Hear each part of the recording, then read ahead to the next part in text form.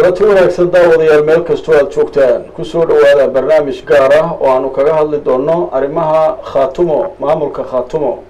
haddaba sida aad la socotaan muddooyinkan waxaa jiray wadahadallo dhex marayay Somaliland iyo khaatumo iyadoo wadahadallada dhinaca khaatumo uu horkacayay cali khaliif galleer oo ah madaxweynaha maamulkaas iyadoo tallaabadaasi ay aad uga biyadiideen dad ka mid ah aqoon-yahanka haweenka waxgaradka iyo qaybaha kala duwan ee bulshada khaatumo halka iyana dad kale ay jiraan taageersan siyaasadda cali khaliif ee uu ku doonayo in uu wada hadal la galo Somaliland. haddaba arrimahan ayaanu jecelnahay inaynu barnaamij gaar ah ka samayno. barnaamijkeena gaarka ah waxaanu ku marti qaadnay Sahra Khaatumo oo ka mid ah aasaasayaasha maamulka khaatumo aadna ugu ololeynayay inuu maamulkaasi noqdo maamul weyn oo ka mid ah maamulada Soomaalida. Sahra aad baad u mahadsan tahay sida wanaagsan ee aad nooga aqbashay martiqaadka aanu ku fidinay. marka hore waxaad nooga sheekaysaa sababaha khaatumo loo aas-aasay maxay ahayd? waa tii ay jirtay SSC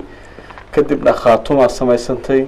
marka adoo soo koobaya fakar guud naga sii khaatumo maxay tahay? السلام عليكم ورحمة الله وبركاته. مركو هره سلامة الإسلام كان عبد القادر كل سلام يا سلام كبعد وحن سلام يا تيفيق كلسن عن كأه الدون كميل الجوجل ولا قد وضوء الدون كوركيس سوت بيا يا عبد القادر نبارة أو وريعانة مركو هره وانكو سلام عبد القادر نتانا نقولين يعني سؤال شاد ويديسي هذا لو حن دي قصة نقول يا عبد القادر سؤال شاد ويديسي أساسي وحي هيد جمهد gobolada Sool iyo Sanaag ninkii xagla toosiyay ayaa madaxweyne ka ahaa waqtigiisii baa dhamaaday. waxaanu ku talagalnay in aanu samaysano maamul markaas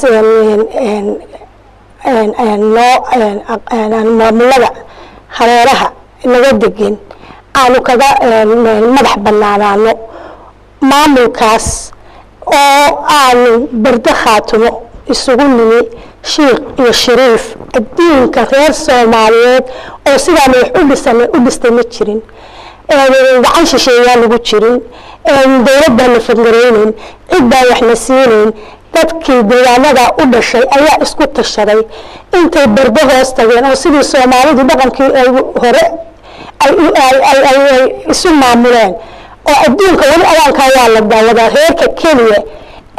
gacan shisheeye ku jirin ee dawlad wax siinin ee hay'ad wax siinin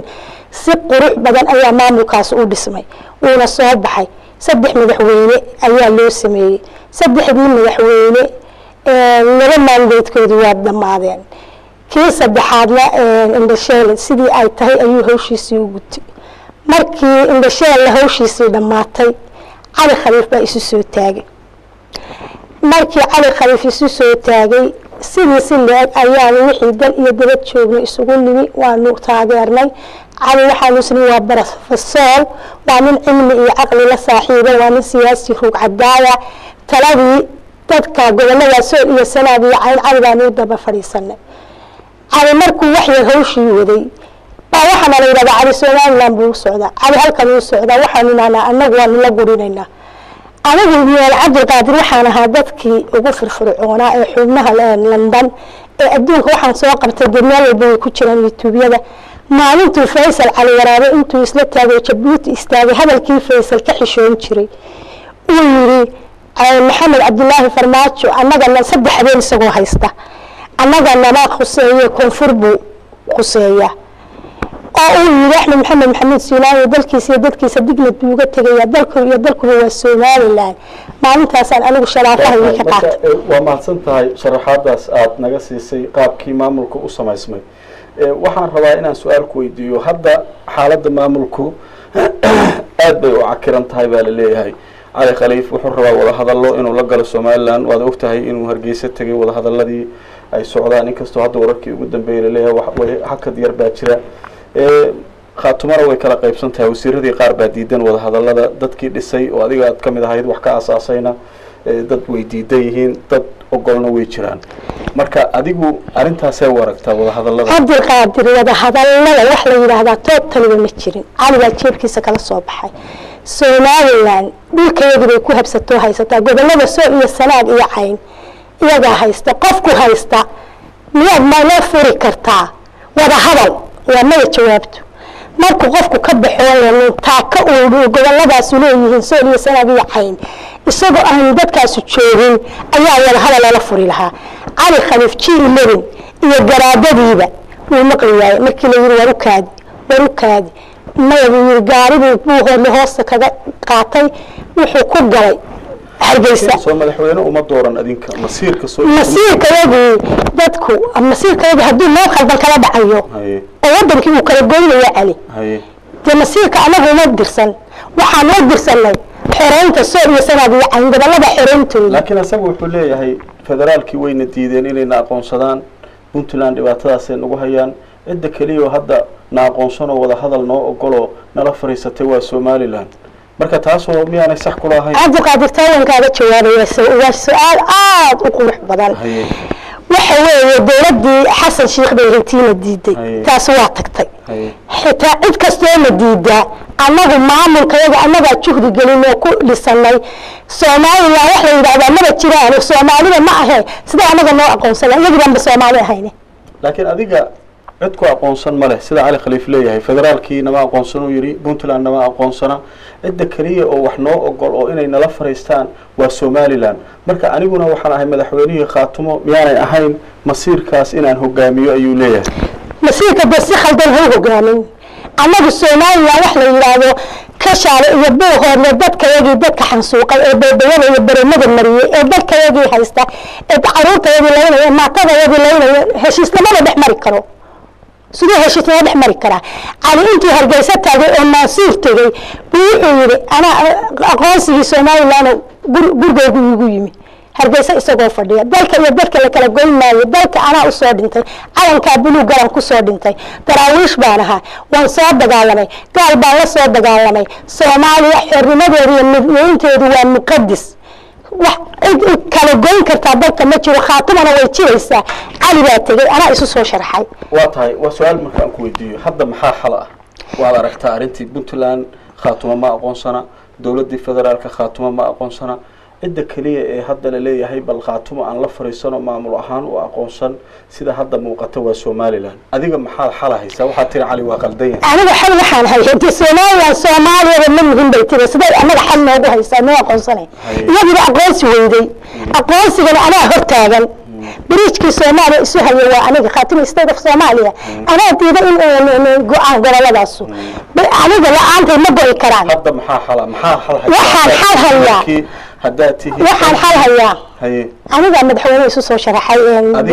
aniga isa soo sharaxay meel walba waan ku jiraa dalkayga iyo dadkaygaba waan difaacayaa gobolada isutaagoodana cidan ka baryayaa ma jiro cali horta madaxweyne tookali soo sharaxdo ma adiga ayay kaa timid mise aniga keliya cabdulqaadir igama iman gabdhihii guuta koowaad ayaa igu bushgareeyey oo yidhi sahraay mar haddii masiirkeeni halkaa ninkaynu u dhiibanay la galay hudheel maasuur maalintaas horta madaxweyne tookale cali khaliif lama odhan karo sababtoo ah khaatimo waxay u idmatay wuu jabiyey waa shacab wuxuu la mid yahay xagla toosiye faratoon wuxuu la mid yahay baashi cali jaamac kuwaas iyo maanta wax u dhexeeya ma jiraan su-aal haddaan ku weydiiyo iyagu waxbay meel keeneen adigu ma isleedahay dowladda federaalka haddii aadba noqoto madaxweynihii khaatumo waad ka gadi kartaa in maamulka khaatumo la aqoonsado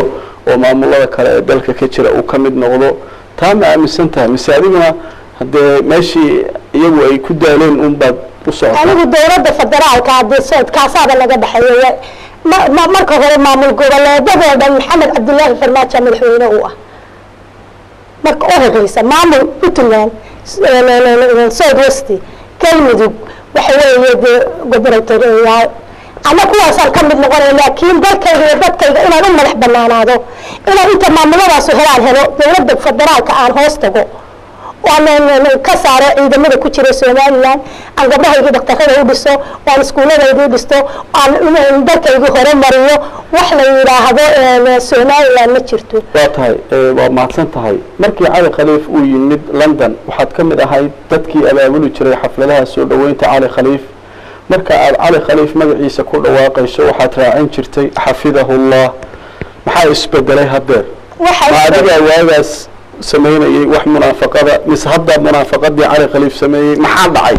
anigu waaga daacad baan ahaa dalkayga dadkayga daacad u ahaa waxaan rabay in maamul Khaatumo State of Somalia oo labada maamul hareeraha ka madax banaan oo intay rabaan aan rabo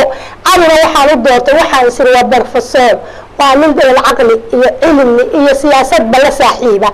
ali afarta sano markuu anaga loo qodbadaynayo habeenkiina siiraan wuu jiray waxa cadeeyay wasiirkii arrimaha dawladda cadaani wuxuu yiri 4 sano cali wada hadal loo socday cali isaga khiyaamo ahaa Khaatumo iyo khiyaama la waday Axmed Garaash baa liimaantu Puntland galay aniga Khaatumo iyo khiyaamo waxay ahayd Khaatumo anna waxaan ahaa daacad Axmed Garaash inta galaba tagin Cali Khaliif wuu la khiyaamay dalka masiirkoodii ayuu intuu qaaday uu hudhay Mansuur la seexday Cali Khaliif siirayo saaxiib buu leeyahay afartaas anoo anaga ma hogaamiyo arin kale muhiim ah ku weydiinaya taageerayaasha Cali Khaliif waxyaabaha ay ku hadlaan waxa kamid ah deegaanada Khaatumo dadka ilaa hadda wax u qabta waxa ugu wanaagsan Somaliland ma jirto waxay tusaale u soo qaateen shuban biyoodkii ka dhacay Buuhood ay leeyihiin wasiirka caafimaadka xagla toosiye tallaabadii uu ka qaaday cudurkaas iyo sidii loola dagaalamay iyo Somaliland tallaabta ay qaaday Puntland ma qaadin dawladda federaalkana ma qaadin marka taa adigu maxaad ku difaacaysaa waxa ku difaacaya xagla toosiye wuxuu u dhashay gobolada uu ku khasban yahay xoolaha la soo guranayo xoolaha uu nooga keenay Somaliland ninkiisa ku iyagu kale ngaraynayaan waxa iyagu leeyihiin jeebkooda ka soo saareen maaha waa waxa maxaq leenahay Cabdi Qaadir marka hadda aniga keen garaysid oo ku soo qaadatid gobolada soo iyo sanaad inaad u qabatay waxaan anagu xaq lahayn oo galbixiyadu soo qaaday wax siinaay jeebkiisa ka soo saaray mid xagla toosay jeebkiisa ka soo saaray Cabdi Qaadir lama siin waa tahay fikirkan hadda ah in Cali uusan madaxweyne ahayn oo adiga iyo dad kale musharaxiin aad noqonaysaan oo xilkii maamulkii lagu tartamayo maamul cusub in la sameeyo inta fikradaas qabta iyo inta Cali Khaliif taageersan markaad isbarbar dhigto yaa isleedahay way tira badan yihiin Cali Khaliif 15 ku halka la galay oo aan wax maandeedkaygi ay maalintay Mansuur fariisteen ka dhamaaday ma haysto taageero Cali Khaliif soo iyo sanaag iyo cayn dadka u dhashay Sheekh iyo Shariif Garaad caaqil ji ilaa shirba soo socda uu hooriyay la tagaya madaxweynaha lagu dhawaaqaya madaxweynahaasina mustaqbalku wasaare Khaatumo 4 sano la tijaabinaya Khaatumo aykii lagu riday ana ka soo saaraya wax Somaliland ay yiraahdaan ma jiraan dadka iyo dalkaba waxa iska leh masiirkooda dadka gobolada Soomaaliya iyo cayn u dhashay waa tahay sahar waa maasan tahay madaxweynaha isu sharaxaysa UK baa joogtaa stuudiyaha la joogtaa waa laga yaabaa reer London inay aad ku garanayaan oo ay leeyihiin Allah ilaahay way ka soo bixi kartaa taageero intee leeg ayaad gudaha ka heli kartaa sababtoo dadka gudaha jooga inta badan dadka dibadda ka yimaada waxay u arkaan dad danaystayaal oo waxa tusaale loo soo qaadanaa Cali Khaliif iyo ragii la midka ahaa oo dibadaha ka tagay adigana soo lama dhahayo sahro say noo wado iyadana meel kale ay geyn doontaa horta anigu Cali Khaliif